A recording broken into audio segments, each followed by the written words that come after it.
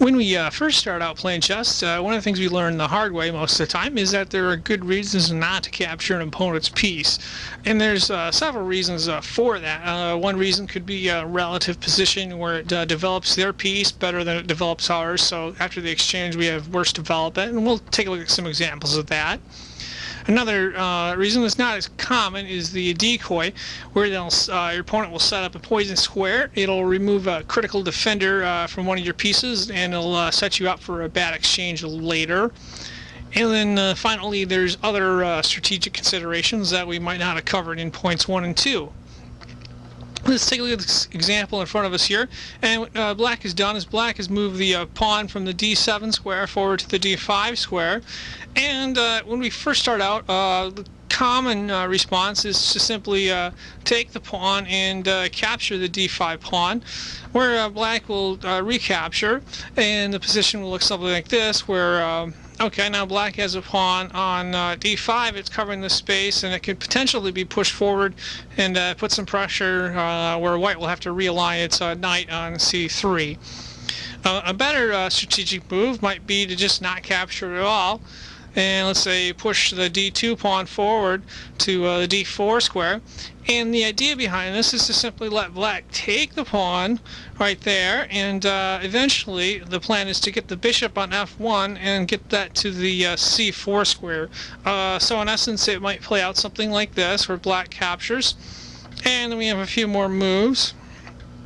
And then white gets the bishop out and recaptures that pawn, and white has its bishop in a better position developmentally, and it can, set up an attack forward. Now you look at the squares that white controls here. Now let's take a look at a second example here. In this example, black has moved the bishop from c8 to a6. And white could just take his bishop and capture that bishop on b6. But what that would do is that help black could develop the knight. I know it's developed on here, but it also allows black to develop the rook, or get the rook in better position. A better move for white in this case might simply be to just take the a1 rook right there and get it out in the open where it can be of some use. In the position the rook is in right now, it's not being used very much. So let's say we take the a1 rook, move it to d1, and then recapture with a rook. So okay, white moves the rook to d1, black captures, and then white simply recaptures, and now the rook is in better position.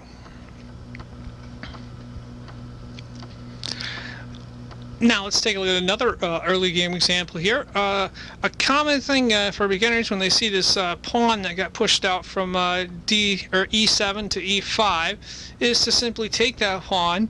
However, black can simply recapture the pawn with a knight from c6. And now black has a better position early in the game, where the knight threatening these, well, not threatening all the squares, but threatening to do some potential moves and set up some combinations later on. A better move for white in this situation might simply be to take the pawn, push it forward, and now it puts pressure on the knight to go somewhere, and puts pressure on black up front.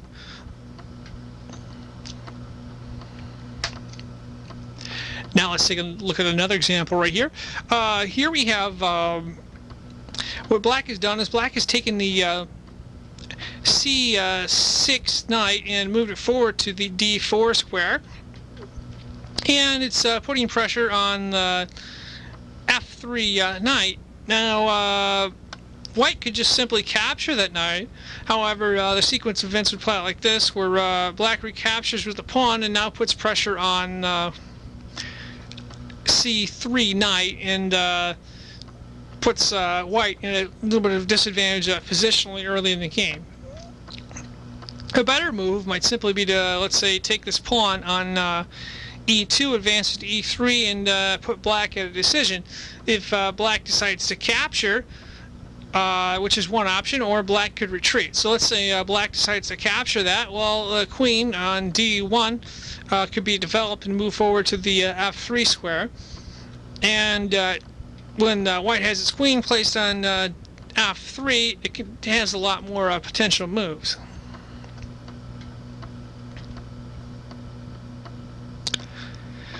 Now let's take a look at one last example here, and this goes to the decoy or poison square. In this case, there was an exchange, and these two pieces right here are black recaptured with the f6 knight, and is right here, and it's threatening the c3 knight for white. Now let's say white simply takes the knight. That puts white in a little bit of a problem if you don't look a little deeper at this. Okay, black can simply take the queen on d8, move it forward, and recapture on d5, and that puts pressure on white, where white's going to lose a lot of material here, and white's going to be worse off positionally. And this essentially ramps up our brief overview of some good reasons not to capture an opponent's piece early on. That's one of the things we kind of learned the hard way, but you kind of gotta, think it through schematically and try to see what tactics and stuff are being used, or what potential moves are out there. And if you can put it all together, think it through good, and you should improve your chances of winning or not lose as quickly. And that wraps up our video. Thanks for watching.